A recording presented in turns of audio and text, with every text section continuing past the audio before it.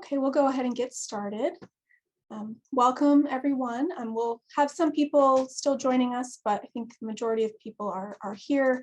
But welcome. We're so glad to have you all here with us for today's webinar, which is called Historical Research Beyond the Professoriate, where our panelists, who we'll introduce momentarily, will be discussing their careers in research-focused jobs in a variety of different types of workplaces.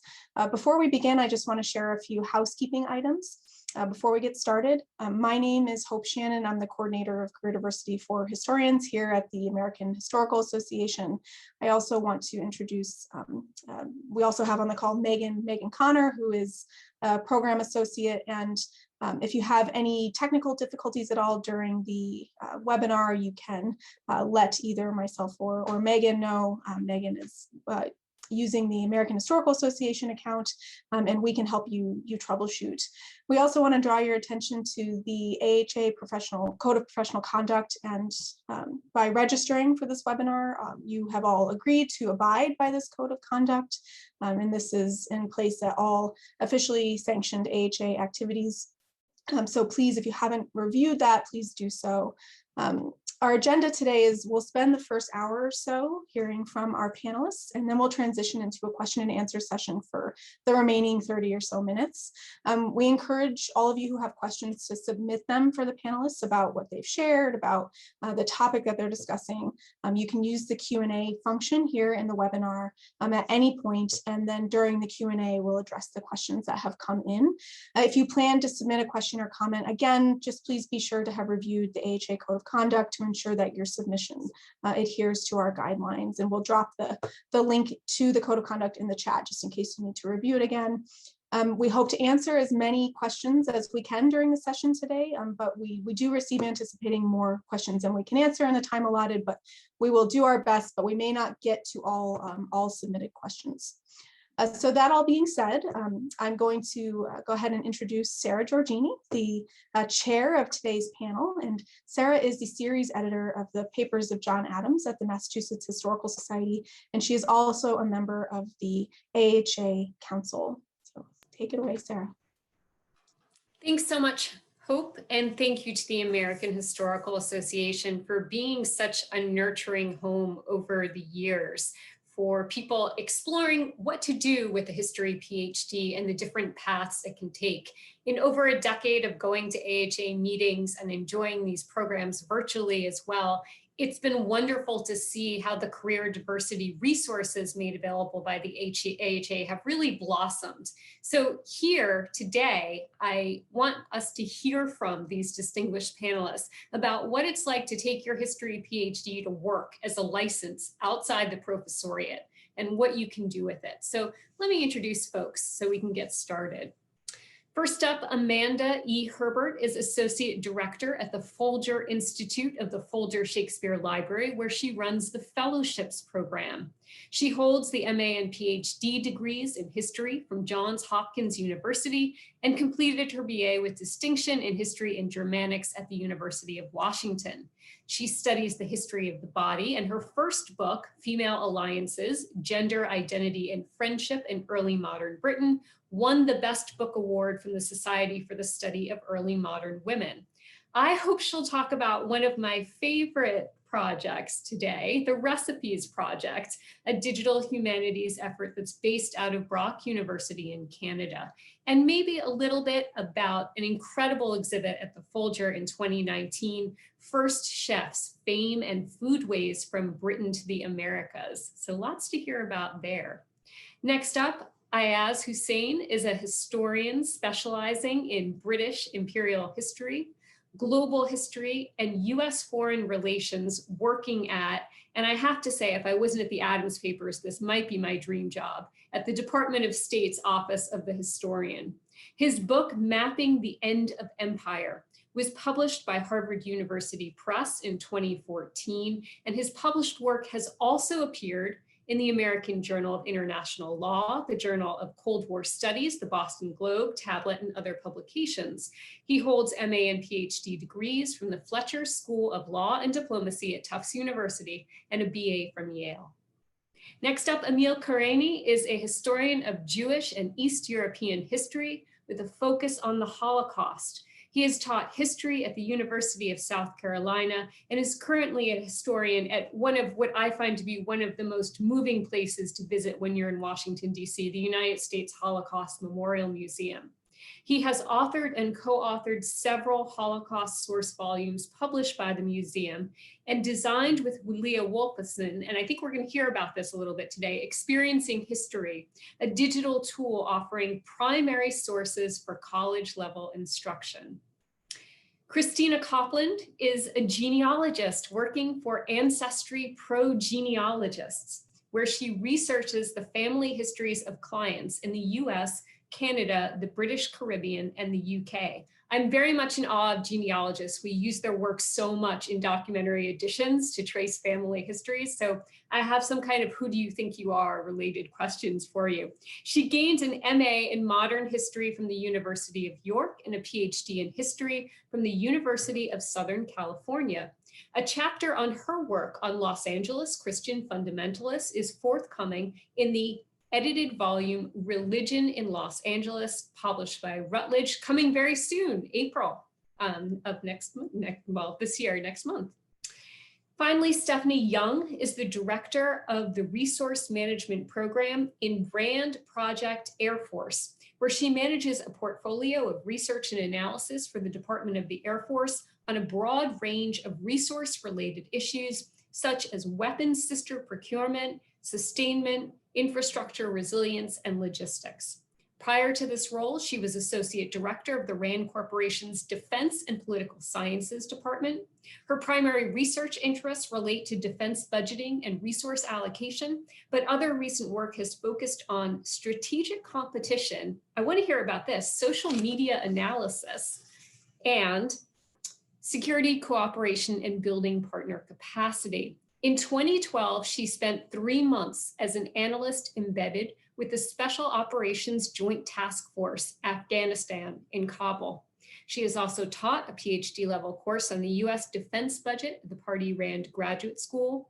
She was educated at the University of California, Berkeley, where she earned a BA in physics and astrophysics and a PhD in history of science. So a really wonderful crowd of scholars here with lots of different roots and lots of different ways that they allowed that PhD license to blossom. So I want to start out by asking you all, tell us a little bit about what you do and what drew you to the institution that you're at now. And I'm gonna call on you first, Amanda, and I'm gonna ask that you tag in some of your colleagues here to answer. Of course, I'm always happy to go first, no problem. So nice to be here with this terrific panel of fellow historians, and I took a quick glance through the attendees really quickly as you were coming into the room, and it's really nice to see so many familiar names and new names who I look forward to meeting in the future too. So welcome everyone, thank you for joining us. I started out my career at a small state liberal arts college, university, and taught there for many years, learned a lot about teaching, had the tenure track job that a lot of people think is the only step when you finish a PhD. And I did truly enjoy that work, but I had the great fortune of having a long-term fellowship at the Huntington Library in San Marino, California. And during that year, I did a lot of my own research, which was wonderful, but I also saw what it was like to be at an organization where so much valuable historical and humanities research was taking place. And being in that environment full of scholars around me who were all pursuing really important research projects made me think it would be really wonderful to work in a place just like this, nurturing this kind of humanities work. And so when the job at the Folger came available to head up the fellowships program, I was really excited about the opportunity. I run the fellowships program at the Folger kind of soup to nuts. So I'm in charge of recruitment, advertising, and then assessing all of the applications that come in each year. Once fellows arrive, I then help to create and cultivate a scholarly and and conversive, really sort of atmosphere for them over the course of the year. So I organize programming so that scholars can talk to one another and think through all of the problems that they're working through in their work. I help advocate for them and amplify their voices. And in addition to that, I also help the Folger undertake research projects, such as the $1.5 million Mellon Initiative and collaborative research that we are just finishing up at the Folger. It's been a 4-year humanities project called Before Farm to Table, Early Modern Foodways and Cultures, where we've really explored what it's like to work as a team of humanists together, something that people do in the sciences all the time, but that we don't often have as much experience in the humanities, towards a common purpose, investigating questions of pre-modern food inequities and inequalities, and how those can tell us about modern food inequities and inequalities. So that's just a very brief snapshot of what I do, and I'm gonna pass it now over to Aiyaz. Thanks, Amanda. So as Sara mentioned, I'm Aiyaz Husain. I work in the Policy Studies Division of the Office of the Historian at the State Department, where I've been working since 2010. And our office has about 47 historians working across a number of diverse kind of work programs that we're engaged in. So first, there's the publication and editing and production of the Foreign Relations of the United States series, FRUS, that those of our participants who've worked on diplomatic history, foreign relations will be familiar with. Those beautiful crimson hardbound volumes and now sort of online. And then our office also engages in kind of a range of other activities, including kind of academic outreach of this sort, the training of diplomats, and then studies, internal studies that look at the institutional history of the department, as well as the history of our foreign policy toward various thematic issues, problems, and regions of the world. So this last aspect of what we do is the area that my work is engaged in. And as a member of that Policy Studies Division, I cover the history of our policy in the Middle East and South Asia. So for sort of internal research purposes, studies that policymakers might request or that we might think would be of utility to policymakers. So something that a historian wants to undertake might frame themselves sort of in months leading up to the research and then writing of the study for internal use.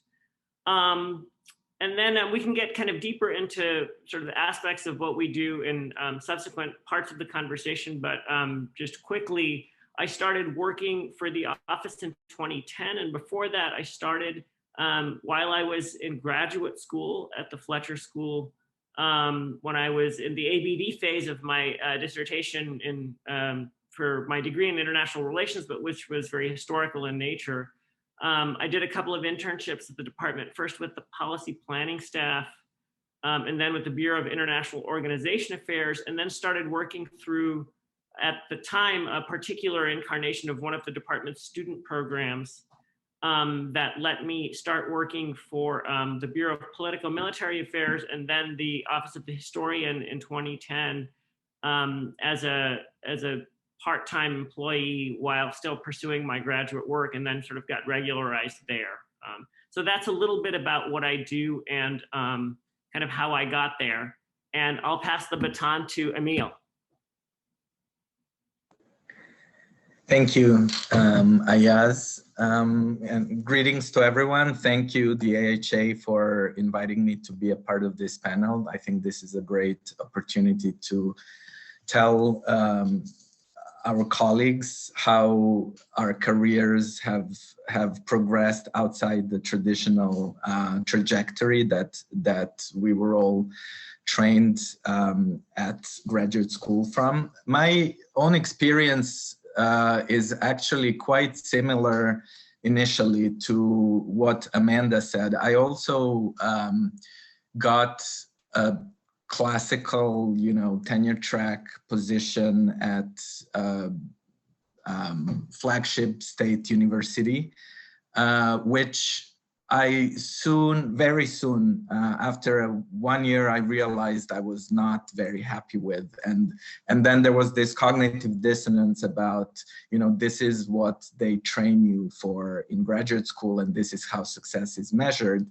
And I have to say that I hadn't really thought about a plan B or other opportunities for my career before that.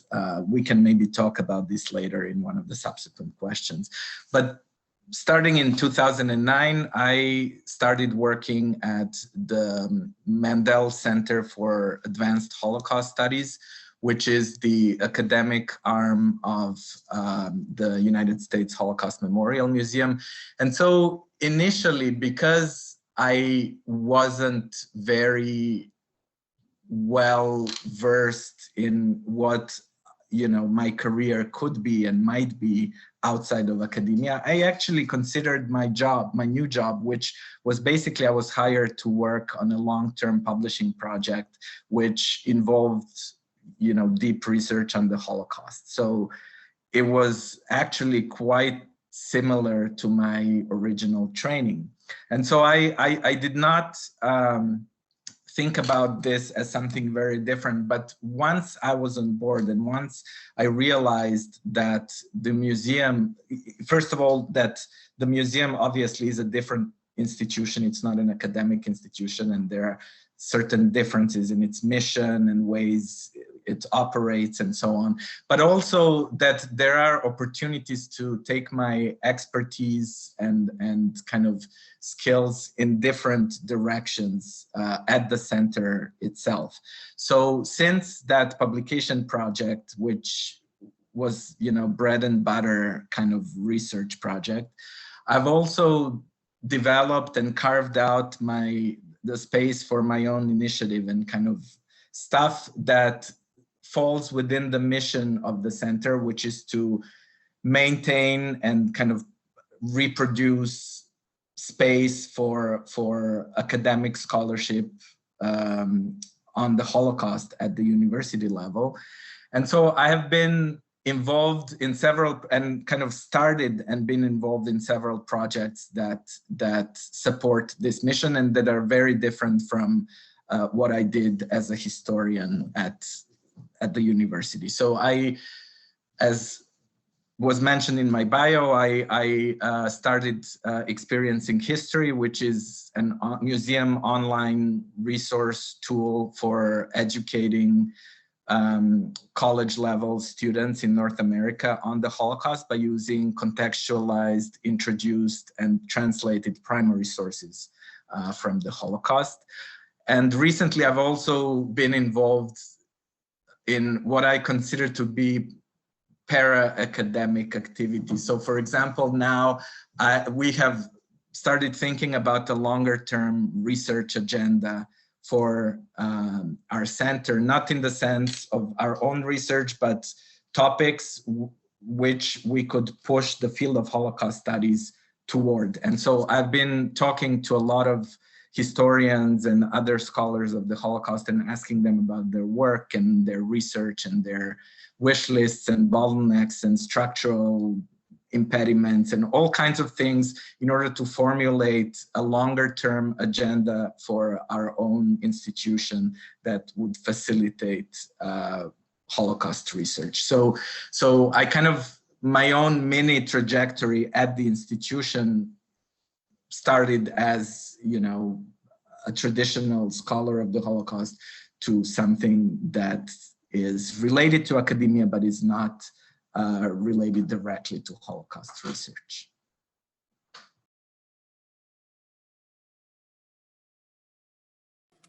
Christina, how did you get started?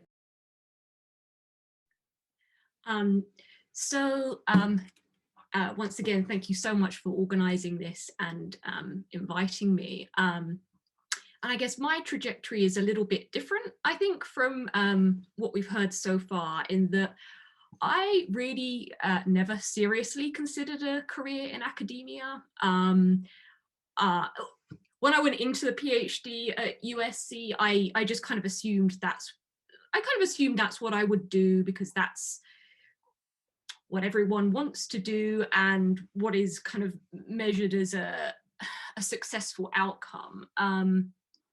But actually, as I went through the degree, I realized that I found teaching very challenging, especially the performative aspect I found quite draining. And I just thought, like, hang on, do I really want to commit to doing this for the rest of my life? So pretty early on, I just started thinking about other career paths and just kind of setting the groundwork mentally to kind of realize that, like, I'm not just going to, like, you know, complete my degree and then apply for trainer track jobs. That's not how it's going to go for me. So I knew that I did definitely enjoy research, and that was something that I wanted to keep in my career going forwards. But it was really just a lucky chance that I came to the end of my degree and kind of as a little reward for myself. As I was finishing my dissertation, I thought, oh, I'm gonna do like the free subscription to Ancestry. I'm gonna research my family history, because I'd never done that before. My research was quite modern 20th century and very much focused on institutions and not people. So this was something that was new to me, and I started doing it and I was just amazed. I was hooked. It was addictive, and I thought, oh my God, this is what I've been looking for. It's problem solving, it's working with historical records, and there are people out there who will pay you to do this. And so I saw that Ancestry was hiring, and I applied and luckily got the job just after graduating in summer 2018. And just kind of to give a bit of an overview of what I do, it's, in some ways, there are some very kind of direct transferable skills from what I was doing as a grad student and what kind of every historian does. So obviously intensively working with primary sources, thinking historically, writing, but there are some kind of pretty important key differences. And I think the aspect that I struggled with most coming from an academic background was, certainly as a graduate student, you have many constraints on how you research in your time, etc. But in a sense, you're just kind of free to run with what you want to run with, and you set the boundaries, you define when you want to stop. When you're working for a private client, they have a very, very focused, specific problem that they want you to look at, and they are paying by the hour. So you need to adjust your mindset from this kind of very expansive, kind of like, what are the big questions that I want to answer? Where do I need to go? Okay, I can spend a year doing this, down to, okay, I have 20 hours, 30 hours, and I need to produce what the client will make the client, you know, happy. And that kind of very focused time management is something that's very, very different in a transition from academia to professional genealogy. But something that I've found really rewarding about what I do now is that even though the projects I work on are very, very focused, in a way, my historical knowledge has really broadened, because during my PhD, I was very focused on the US West, especially the history of LA, and I got to know that really well, and that was fabulous. But as a genealogist, I have clients who have family all over the world. So I've had to become much more knowledgeable about, ironically, English history, Canadian history. I've even done projects in Australia, Jamaica, Barbados, subjects that I had maybe a broad understanding from doing, you know, historiography seminars or what have you, but certainly in terms of research, this is new to me, and I never imagined that I'd be able to go into a kind of a non-academic commercial career and actually have my historical horizons broadened. So that's kind of like broadly what I do as a professional genealogist. And as even though I'm focused on kind of the research part of Ancestry, the bigger part of the company, as you imagine, is the website part, the digital side of things. And I do actually have some engagement with that part of the company in terms of kind of integrating the historical skills of the researchers who work on my team with helping the tech people make their website better. So that's another cool aspect of what I do, that it's not just purely research. I'm dealing with different types of people often from more technical backgrounds and who really value the insight of the humanities. I love hearing where everyone's from. And Stephanie, I hope when you kind of tell us your origin story here in a moment, you can tell us a little bit about the experience of conducting research both in a STEM path and a humanities path, and kind of how that's prepared you for where you are. Thanks. Thank you so much for this opportunity. And it's just been delightful to hear from all of my colleagues about their fascinating paths as well. So I'm Stephanie Young. I did a PhD at the University of California, Berkeley. My first field was history of science, and I became quite interested in I'd say decision sciences in the early Cold War. So this is an area of significant interest for historians of history of science, especially in the United States. And that made me interested in defense policy, public policy, current events, I'd say more broadly. So in the course of my studies, I did a summer internship at the RAND Corporation, which is a nonpartisan, not-for-profit research institution that's been around for decades, and did a lot of work, really early work in the early Cold War on things like game theory and operations research and development of nuclear strategy. So they were a really critical part of my dissertation, and just the history of some of the broader analytic trends I was studying as a historian. I did research in the RAND archives for my dissertation. So I did this internship, and I was excited for an opportunity to work directly as an actual, as a part of the RAND research staff. The internship program is organized for a summer of full-time work, working on RAND projects. So it was a chance just to get into some of the current debates that I had been interested in, I'd say peripherally, but hadn't had a chance to study in their current manifestation. I loved it. I thought it was a really fascinating place. RAND is, I'd say, quasi-academic in that it has a high percentage of PhDs, for very interdisciplinary. So a lot of people with training very different from my own. And I come from an interdisciplinary background, and was attracted to being around people who were really different from me and thought about problems from different perspectives. And because it's sort of quasi-academic, there are things like brown bags and guest speakers, and there's an archive, there's a library. I mean, it felt like a lot of the aspects of graduate school that I really loved.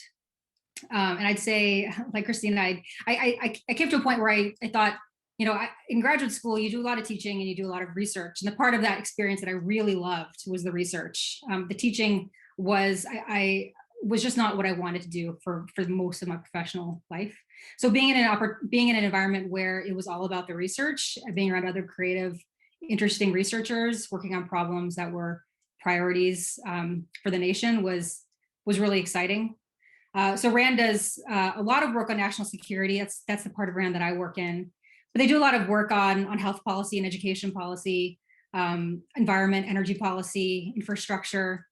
So I like that breadth too. I liked being around people who could tell me about, healthcare policy, or about the minimum wage debate, or being able to engage some of my colleagues in things that I found really interesting was great. So I really loved my summer there. And when I graduated, I applied to RAND and several other research institutions. I was open to lots of options, but I knew I wanted to do primarily research. And I think RAND was attractive to me for the reason I identified, but I also liked the nonpartisan nature of it. I've always was fascinated by public policy, but much more from an analyst point of view than an advocate point of view. And so being as part of an organization whose mission it was to inform public policy debates, to do work for the government, but also to publish that work openly and to make that work free to the public, to inform public understanding of these issues. I was really excited by that mission. So I've been at RAND for more than 11 years now, and I've had a variety of management roles, but at RAND, everyone is a researcher first. So people in all the management roles in the organization are also researchers, generally PhDs. And so that gives, I think, a really nice perspective to how we think about the research products and how we add value to the government. So I think of myself still primarily as a researcher. I do quite a bit of work related to my areas of research interest as an academic, which is relating to defense resource allocation processes. So the way the defense budget is developed and resourced. But lots of other things too at RAND. I mean, over those 11 years, there have been big changes in the national security posture of the country, certainly the threat environment, the priorities for national leaders. And as those things shift, I think it's one thing I enjoy about my job is that you do get to work in new and different areas as new things become policy priorities. So I've enjoyed that as well. So I know, Sarah, you asked about STEM fields. So I studied the physical sciences as an undergrad, and I studied history of science for my PhD, and it's not actually that uncommon. I mean, a lot of historians of science do have STEM backgrounds as well. I at least find in my current job that interdisciplinary training is really helpful. I think, I mean, I as a PhD in history, we have PhDs in engineering and chemistry and physics. I wouldn't be on a project to bring that perspective, but being able to have those interdisciplinary conversations, being able to understand the way different research methods are employed and how they relate to more qualitative approaches is really important for understanding complex problems and certainly for communicating them. So I certainly value the training I got as a scientist, and do think it informs the way I approach my job as a historian. But it'd be hard to, I don't know how I would say that those things are direct. I think it makes me more comfortable with different approaches in different communities. I think it'll be a theme throughout our conversation today, but I think the more opportunities you can take to broaden yourself methodologically in terms of interests and expertise, I think the more situated you are to contribute to a broader variety of either professional positions or different kinds of roles. Something that seems to echo through all of your biographies are the reasons that you were magnetized to work in history beyond the Professoriate. And I was taking notes. I was jotting down a few things while you were talking. Being really interested in humanities collaborations and partnerships, whether it's, across country, across town, however you can reach out to different communities, being engaged in current debates. That's really interesting from a policy perspective, from a historiographical perspective. And then finally, thinking about long-term research agendas for institutions, which can take many different forms. So I think if folks in the audience have questions or they feel like a little bit of an echo in their own minds of that might be something they want to do, these are jobs where you can do that. But my next question kind of builds on your very impressive CVs, which is once you get out of graduate school, you have some skills under your belt, but there's probably something that you suddenly needed to learn as a new skill in the position you have now. For me in the Adams papers, I had my history PhD, but documentary editing was a skill that I had to kind of learn the craft of. So I'm curious, what's the thing you had to minor in right away that you kind of had to teach yourself, and how did you do it? And anyone can dive in here. I'm happy to dive in first. We don't have to maintain the order the whole time, but so first, I totally agree, Sarah, although I also feel obligated to share my standard spiel, which is that we are all way more qualified than we think we are. Having a PhD in history makes you incredibly qualified already, even if you do the most quote unquote traditional PhD program. It's just about thinking about those skills in a slightly different way and talking about them perhaps in a slightly different way. So we can come back to that maybe in a minute. For me, coming into this job where I am doing a lot of work in terms of restricted endowment funds and managing a fellowships program, one of the things that I had to learn about was budgeting, and I saw this come up in the Q&A, so I'm happy to mention it. I think that when you get any new job, whether it's inside of the Professoriate or outside of the Professoriate, no one expects you to know everything instantly the second that you step in the door. What they hope to find is someone who is excited about learning, who maybe has a little bit of experience in a particular area and then has a great desire to get better in that particular area.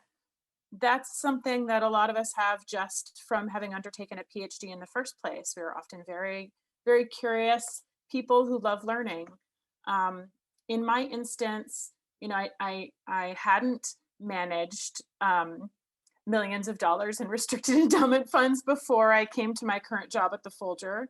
What I had done is I'd acted as a treasurer of a scholarly organization. I'd run conferences, all of which were in the black. I'd made sure that people got paid. I understood kind of the fundamentals of basic budgeting and management. I knew my way around an Excel file. And I was able to leverage that by saying, I've done this in a small scale. I've done this and my attention is on it. I know the kinds of things that I have to learn in order to make myself better. And I'm really eager for the opportunity to learn those things. Maybe I'll toss it over to Emil.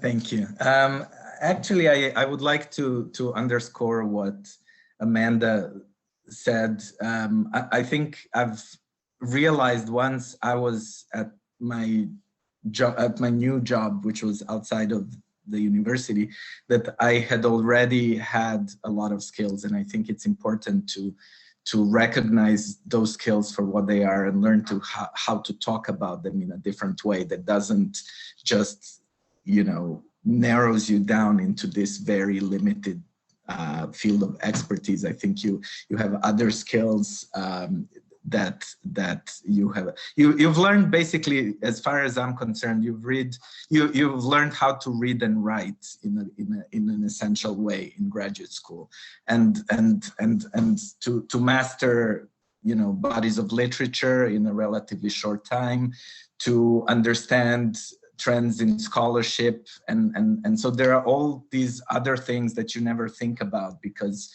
you are thinking of yourself as a specialist in, you know, Southeastern European history, like I was.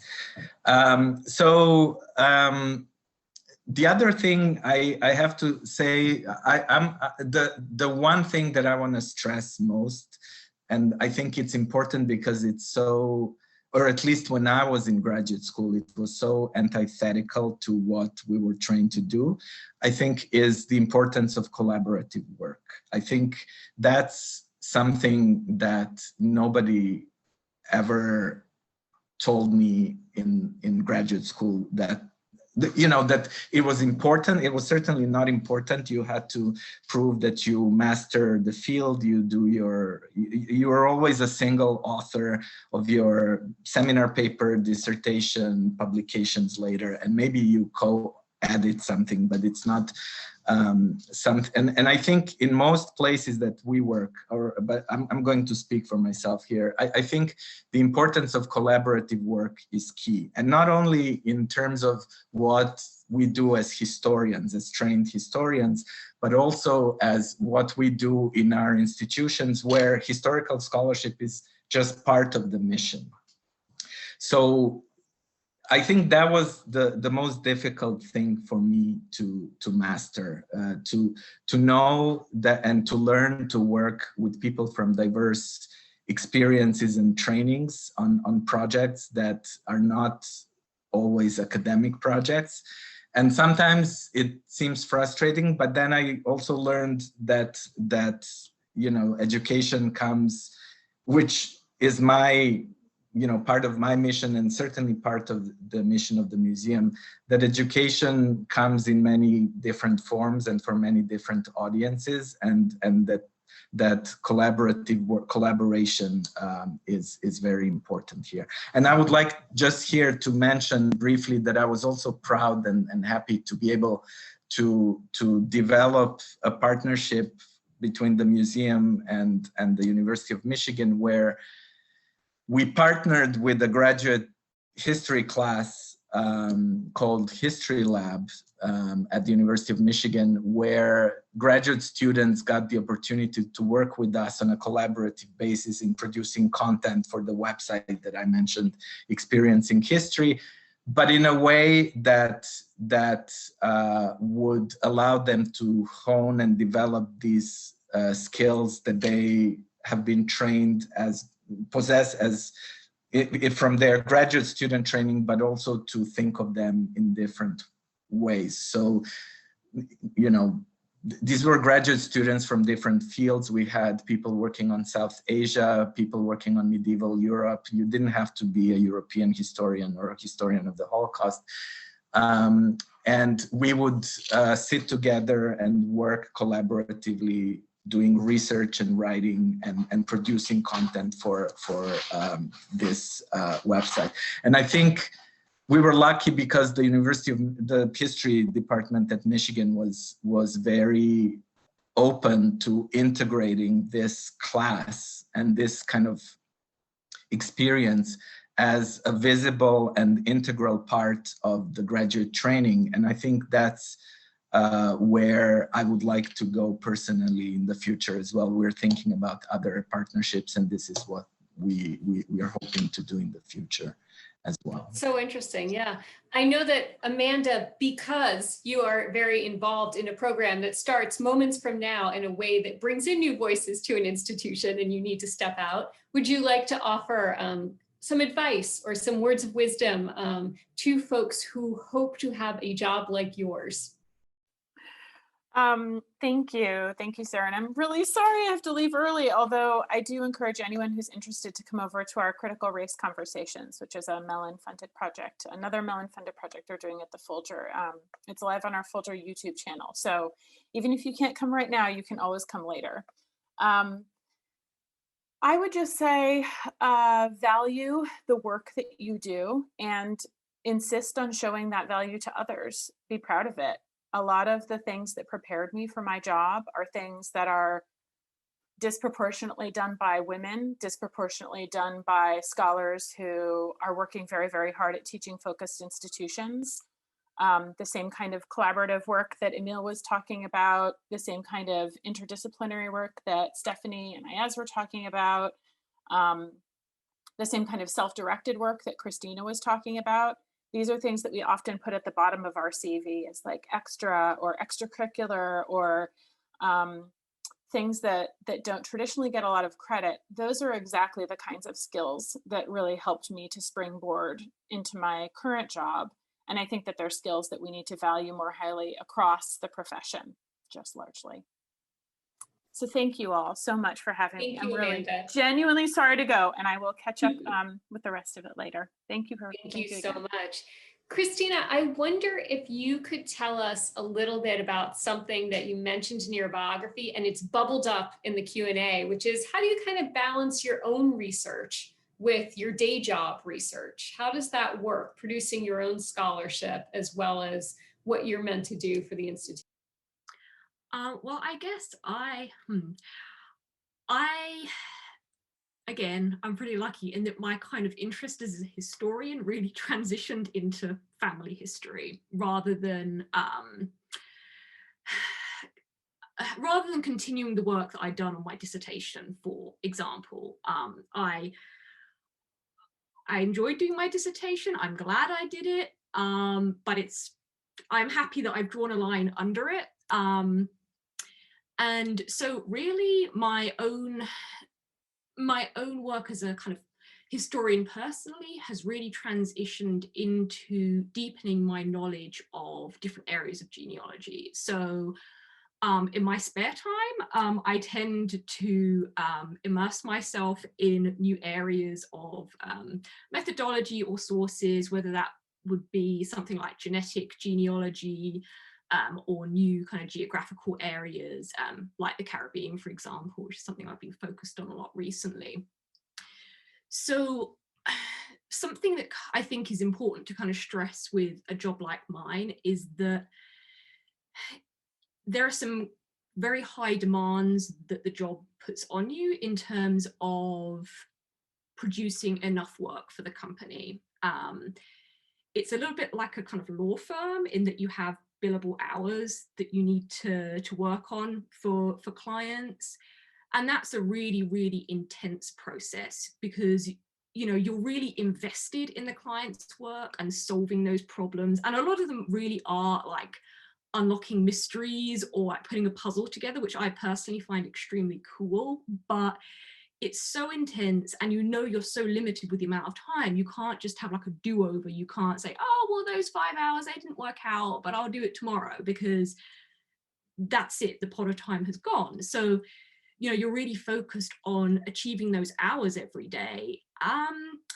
It really doesn't leave a lot of time or energy, at least for me personally, and I know for many of my colleagues as well in the world of professional genealogy, for necessarily producing the kind of scholarship that you would in more in academia, and maybe in more kind of like closely academic adjacent jobs.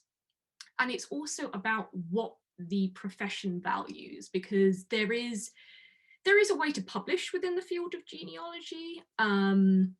And you can certainly go down that road and spend your time doing it. And it is seen as valuable by your employer, but it's not equivalent to, say, within academia, where, okay, to get to that next milestone, you know, as part of that package, we expect you to have published in this way, have a book, articles, etc. That is not necessarily what's going to advance your career professionally in the same way as other places. So it's just not something that I personally put a priority on. That being said, I do sometimes have kind of fantasies that, like, oh, I'll turn my dissertation into a book one day. It'll happen. Stephanie and Aiyaz, do you want to weigh in on that, kind of balancing scholarship and day job? I'll jump in and say I have the same fantasies about publishing my dissertation pretty frequently, so I can definitely relate to that. I think that part of professions beyond the professorate should be about thinking of about this as not something you do in your spare time and with your primary line of effort continuing to be academic research, but something you're doing that's different. So I guess I'd want to encourage people to think about this not as something you fit into time you're not doing research, but something that a research position or role that you might have and come to enjoy as much or more than you did your academic research. So I would just put that out there first. But I think that I mean at Rand, they're publishing externally is certainly valued. You don't have a ton of time to do it, so I think if people do it, it's certainly a more of a passion project than something they have to do institutionally. We do publish a lot of reports within Rand, so that's our primary work product. But I think within that, I mean, I've had an opportunity to work on all sorts of projects that had a historical component that absolutely met the things that make me passionate about being a historian. I did a project on U.S. military planning for the drawdown in Iraq in circa 2011, and the part that I got to do as a historian was, you know, how did, by the time the U.S. was planning to the military was planning to withdraw from Iraq, how had it accreted all these roles, the roles for security and governance, and you know, economic development over the you know the many years that we'd been active in that country. And so that was about, you know, how the military is related to the diplomatic mission there and development mission, and so that part of, you know, being able to think historically about that was really fun for me. And I mean, that involved field research to Baghdad, and they had a command historian, and he just gave us hard drives full of material that we could use to inform this research. And as a historian, that's so exciting. So at least for my field, there've been many opportunities to do notating actual academic feeling history, if that's chapters from reports or even monographs.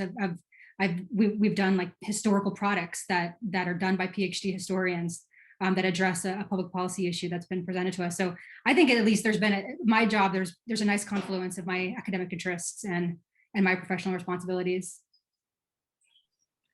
And I would very much echo what Stephanie was saying, in an environment that I think, much like Rand, also values kind of engagement with the fields and subfields that a lot of the scholars that work in our office kind of were trained in. And so we have a wide range of people publishing books, articles, reviews, engaging in conversations on sort of the mailing lists related to their fields, and participating in conferences, including kind of AHA and National Center for Public History. As those wonderful kind of organizations know, you know, we're very involved in those sort of epistemic communities, and that kind of work is is encouraged, and we engage in it. At the same time, I think I've also found great intellectual fulfillment in producing and pursuing in-depth research projects in the course of my work, including multiple sort of article length type more in-depth studies, and one multi-year project that led to something that was kind of more monograph length, sizable monograph length. And so I think that the thing to keep in mind is that you should sort of seek out paths to professions and organizations that will scratch that itch if you feel like you need to produce output, and that is going to be kind of a locus of sort of fulfillment for you. It's a core kind of need in your calling, and sort of like or at least certainly kind of the first job that you pursue out of your graduate training. And it may well be something that you find is integral to your kind of career development, and to again, the fulfillment aspect of that career development internally. But there may also be kind of ways to channel those energies and to derive great satisfaction outside of sort of publishing for public audiences or publishing for particular scholarly communities. So I think we have a really good sense from the beginnings of this conversation here of what drew you to these institutions, the skills you needed to develop, and then the opportunities for professional development and personal scholarship that emerged. Before we open it up to the audience Q&A, and we see your questions and we love them, so bring them on. We'll get to them in just a couple of minutes. I want to ask one final question that's a very nuts and bolts question. Inspired by this panel, folks go out and apply to your institution tomorrow for a job. What is the job application process like at your institution? How is it different from, say, a campus visit to be an assistant professor? Anyone can dive in here. I'll start. As Emily Swafford and others at AHA, and we are sort of always in conversation about one of the things about working in government, place like the State Department, to keep in mind is that the application process it evolves along its own calendar, that would run in parallel to your putting yourself out there for kind of academic positions, kind of going and interviewing at conferences, even if it's virtual this day and age, and then kind of going through the interview processes. And one of the things that helped, I think Stephanie also mentioned doing an internship at RAND. I started as an intern at the State Department. So particularly in government and kind of related that sort of cottage industry supporting government, particularly with security clearances and just kind of getting to know people inside the organizations, the internship processes, even closed-ended internships, some of the student programs run through the Bureau of Human Resources at the Department of State and kind of our counterparts elsewhere in government and outside of government can be great kind of entry points into careers in government, because it can be easier to, even if you leave after a closed-end internship, reinstate a security clearance rather than applying for one anew, acquaint you to kind of the inner divisions within large bureaucratic organizations to help you find kind of a particular subunit of an executive department or agency that you may not even have known of from the outside, but from having kind of interned there might think that, oh, that place would actually be the best particular fit for me because of what they do, or giving you the chance to kind of talk to colleagues, find out about what they do.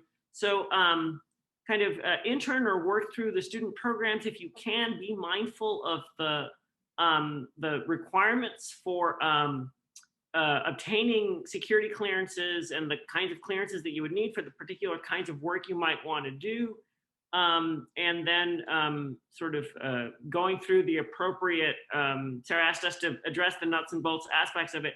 Get on USA Jobs, figure out what you need to do to create a profile, what the required documents are, and kind of do that, months in advance of sort of wanting to apply for open positions if you see them at particular organizations, and monitor the sites regularly, of course, goes without saying.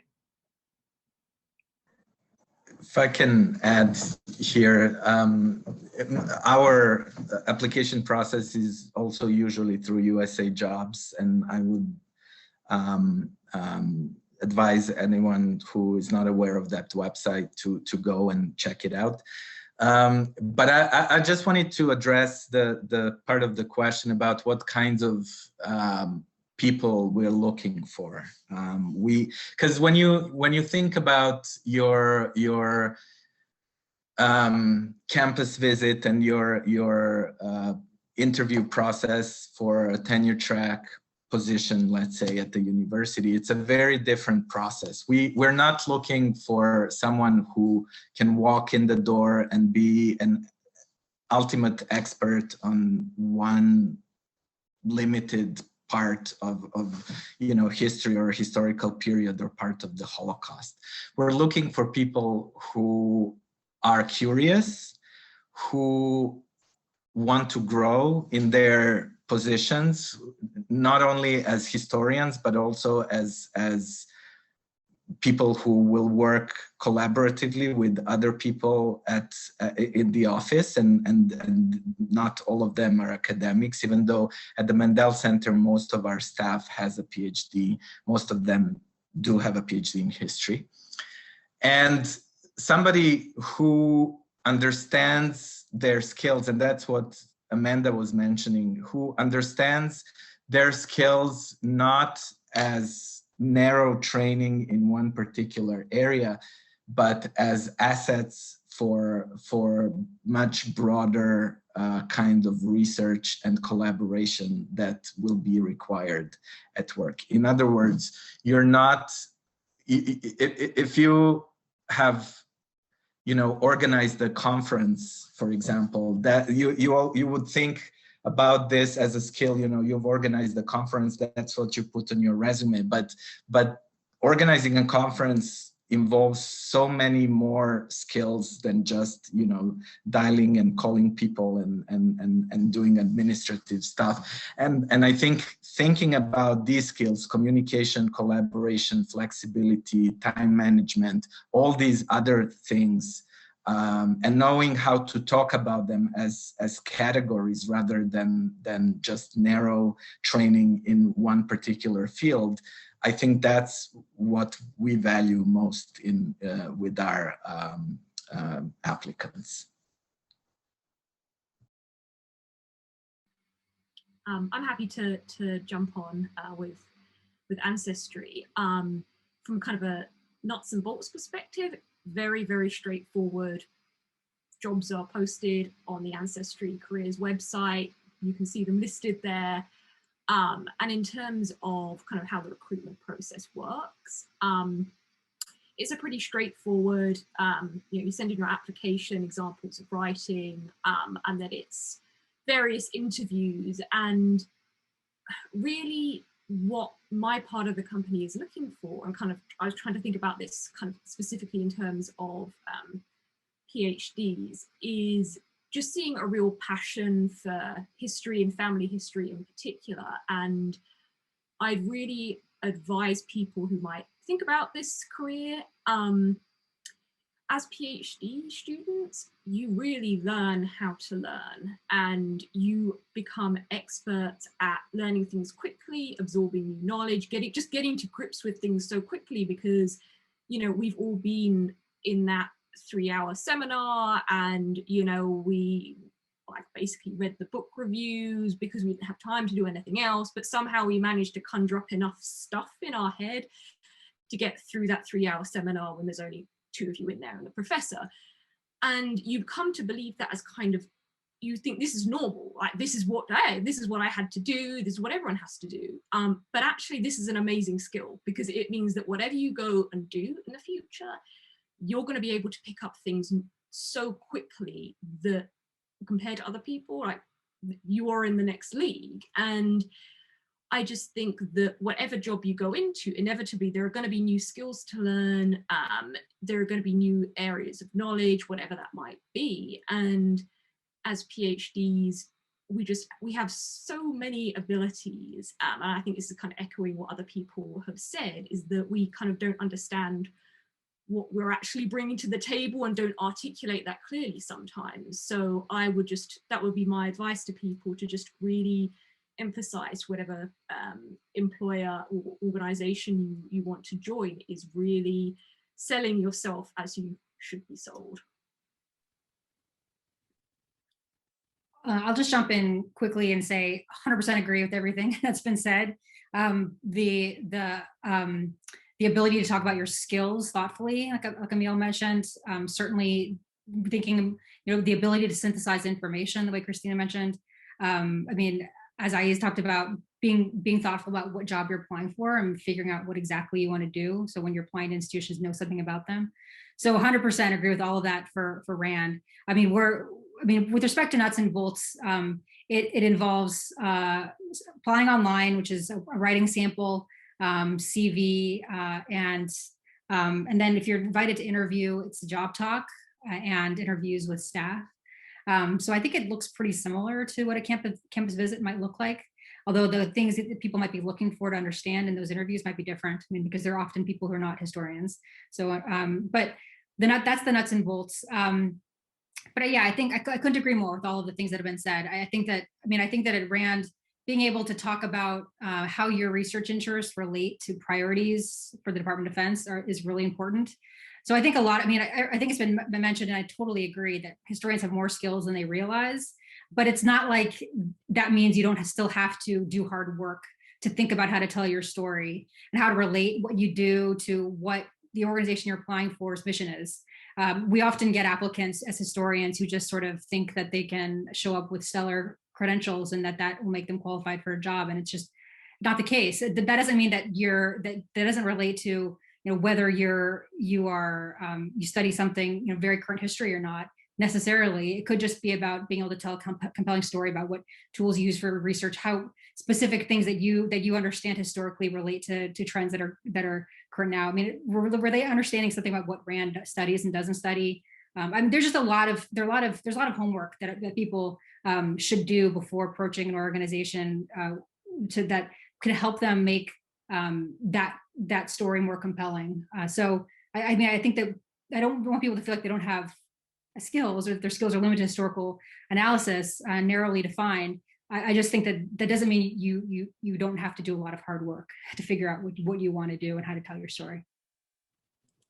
Yeah, I think that's something that's come through in all of your comments today, what a strong and powerful springboard a history PhD can be, and how many skills you're actually equipped with kind of going into it, whether it's research, writing, constructing a useful narrative, engaging with public audiences, interpreting history. Those are all things that can kind of help you land a job that's meaningful to you and to the profession. And so with all that in mind, we're going to turn to a couple of audience questions.